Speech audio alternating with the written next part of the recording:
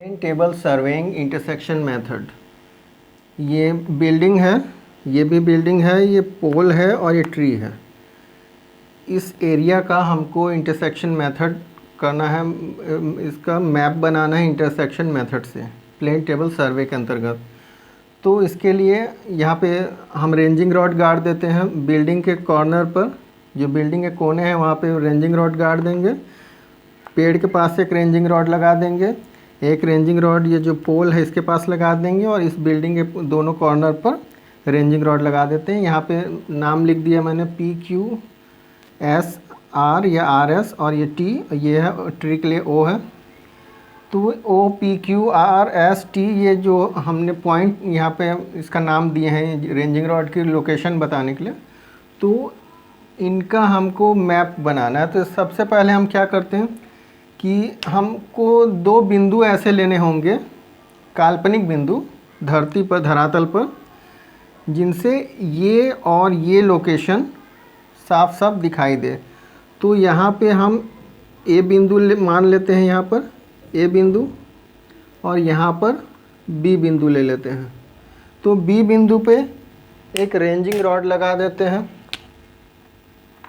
यहाँ पे ranging rod को लगा देंगे और ए बिंदु पर यहाँ पे खूंटी या एरो या कील जो होती है लोहे की, उसको यहाँ पे लगा देते हैं। ए बिंदु पर हम प्लेन टेबल रखेंगे। तो सबसे पहले जो ए बी रेखा है इसकी लंबाई हम फीता से या टेप से नाप लेते हैं।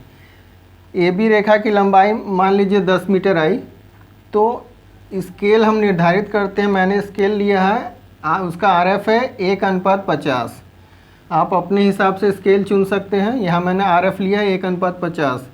तो AB रेखा जो 10 मीटर लंबाई है, जब इसको हम स्केल में चेंज करेंगे तो 10 मीटर है। तो 10 में 100 का गुणा कर देंगे और RF के हर 50 से भाग दे देंगे।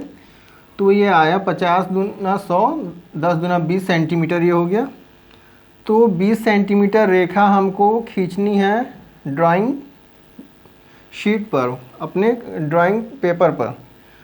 तो इसके लिए हम क्या करते हैं, प्लेन टेबल को, यहाँ जो खूंटी है इसके ऊपर हम प्लेन टेबल रखते हैं।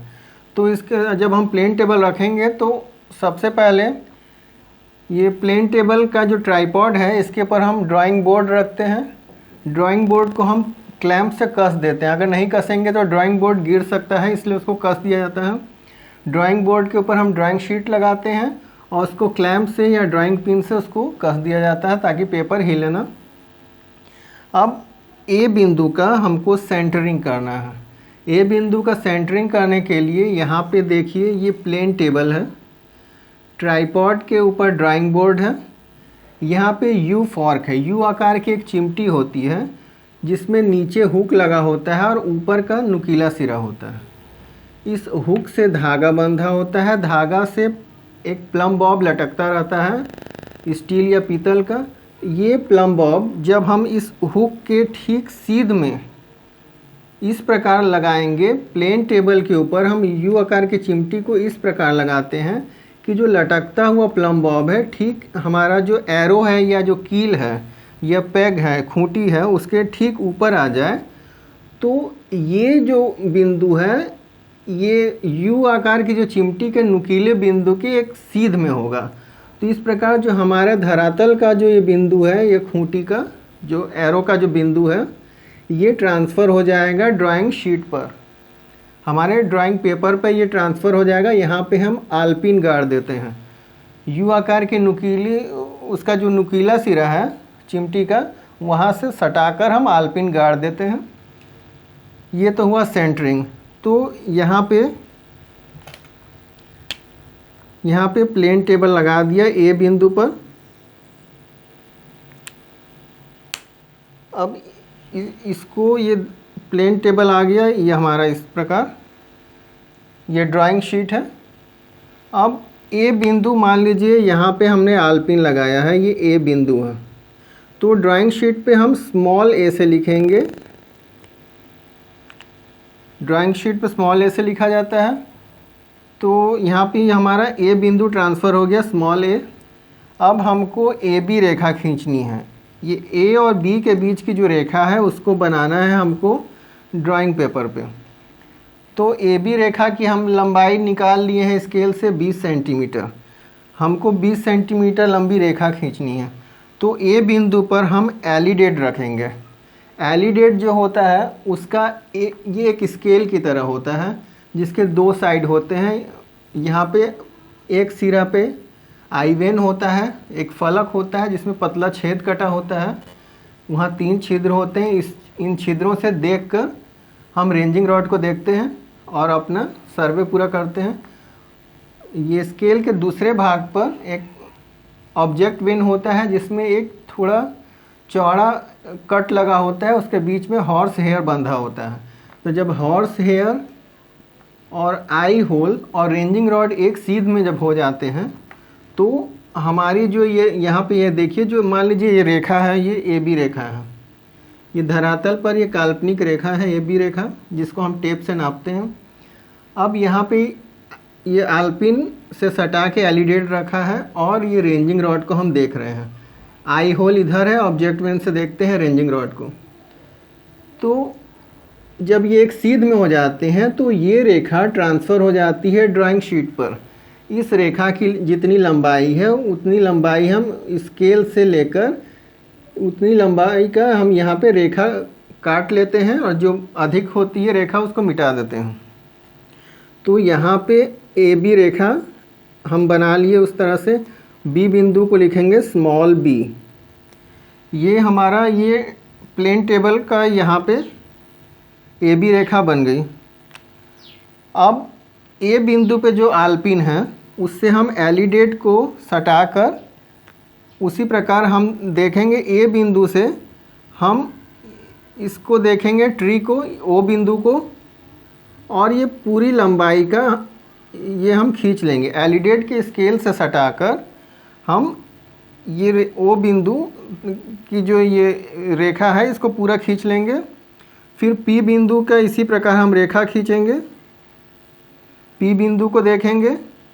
फिर क्यू बिंदु को हम देखेंगे।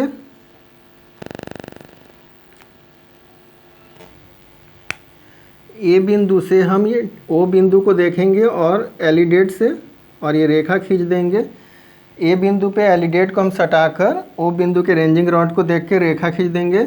फिर ए बिंदु से हम पी बिंदु पर रेंजिंग रॉड है उसको हम देखेंगे एलिडेट की सहायता से और एलिडेट से सटाकर एक रेखा खींच देंगे।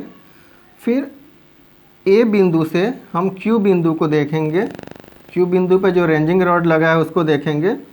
एलिडेट जो है ए बिंदु पर लगे आल्पिन से सटा होगा, तो वो एलिडेट से सटाकर हम रेखा खींच देते हैं। जब एक सीध में हो जाएगा रेंजिंग रॉड का horse hair, sorry ranging rod और जो एलिडेट का हॉर्स हेयर एक सीध में हो जाएगा तो हम रेखा खींच देते हैं।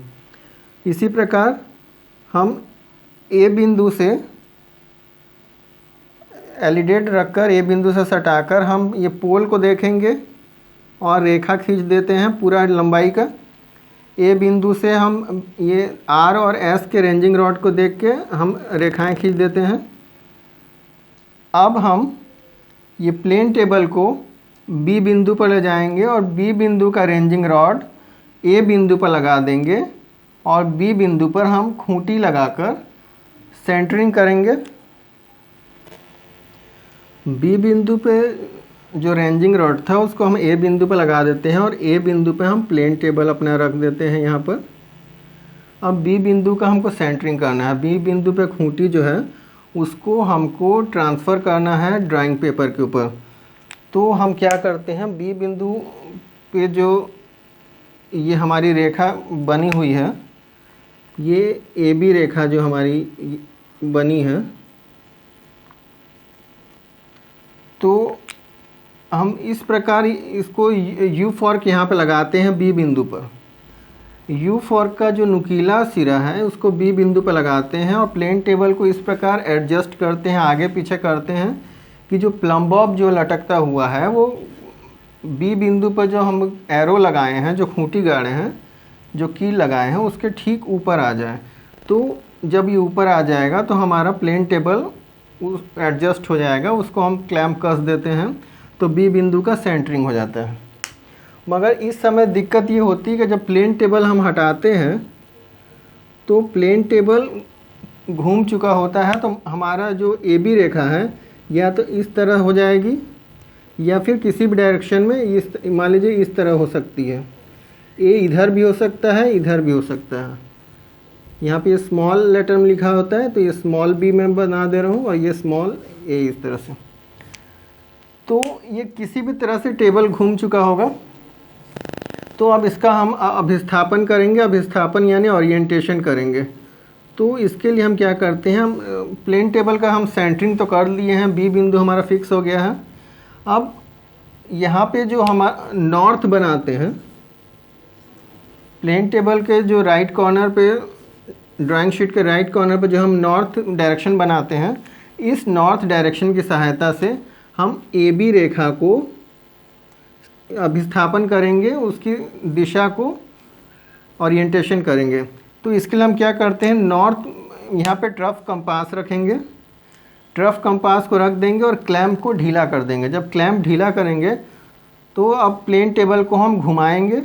जब घुमाएंगे तो जब ट्रफ कंपास का जो मैग्नेटिक नीडल है वो नॉर्थ की डायरेक्शन में जब वो स्थिर हो जाता है, तो जब मैग्नेटिक नीडल स्थिर हो जाएगी तो वो हमारा नॉर्थ डायरेक्शन होता है। तो इससे हम सटा के ट्रफ कंपास को रख देते हैं और जब जैसे ही हमारी मैग्नेटिक नीडल स्थिर होती है तो हम क्लैंप को कस देते हैं। इसके लिए हम नीचे वाला क्लैंप को कसते हैं।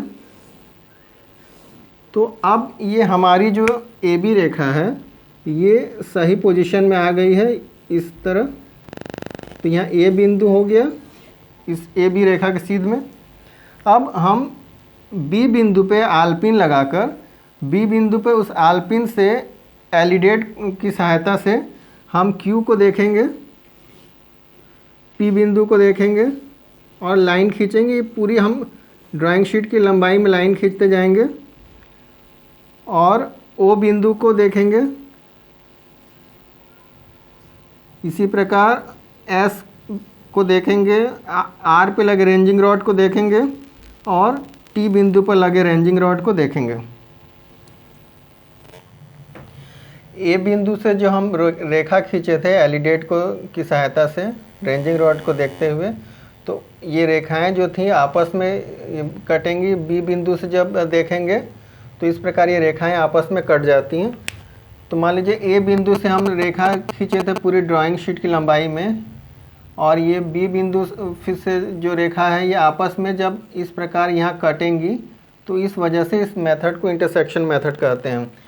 तो इनके जो अधिक भाग जो होते हैं जो बाहर निकले हुए, इनको हम मिटा देते हैं और जितनी जहाँ तक ये कटान बिंदु होते हैं वहाँ पे हम नाम लिख देते हैं। जैसे ये ट्री के लिए कैपिटल ओ था तो यहाँ पे स्मॉल ओ लिख देंगे। ये बिल्डिंग के कॉर्नर पे कैपिटल आर और कैपिटल पी और कैपिटल क्यू था, तो यहाँ लिखेंगे हम स्मॉल पी और स्मॉल क्यू। और ये बी बिंदु के पास ये यहाँ से देखेंगे तो ये एस बिंदु पे ये रेखाएं कट रही हैं ए से देखने पर, और बी से देखने पे जो रेखाएं, मान लीजिए ये ए से देखते हैं हम तो इस प्रकार ये रेखा आती है और बी से देखने पे ये रेखाएं इस प्रकार है। तो जब ये जहाँ कटेंगी वहाँ पे एस बिंदु लिख देंगे और बढ़े हुए भाग को हम मिटा देते हैं। इस प्रकार आर और टी बिंदु हम ज्ञात हो जाता है हमें जहाँ इनका कटान बिंदु है। अब इसका हम सिंबल बना लेते हैं। आर और एस जो है ये बिल्डिंग के लिए है, तो यहाँ हम सिंबल बना लेते हैं बिल्डिंग का। इसी प्रकार पी और क्यू जो है बिल्डिंग के कॉर्नर थे, तो यहाँ पे हम बिल्डिंग का सिंबल बना लेते हैं।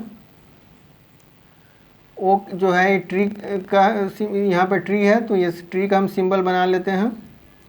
और पोल, टी के पास जो पोल है इसका हम पोल का सिंबल बना लेते हैं। यहाँ पे नॉर्थ डायरेक्शन हम ट्रफ कंपास की सहायता से यहाँ बना लेते हैं। पहले ही प्लेन टेबल सर्वे नाम ऊपर लिख देंगे, नीचे उसके इंटरसेक्शन मेथड जो हमारा मेथड है, और जहाँ हम सर्वे कर रहे हैं उसका नाम फील्ड एरिया, नीचे स्केल बना देते हैं और यहाँ पे संकेतक बना के उनका सिंबल बना देते हैं।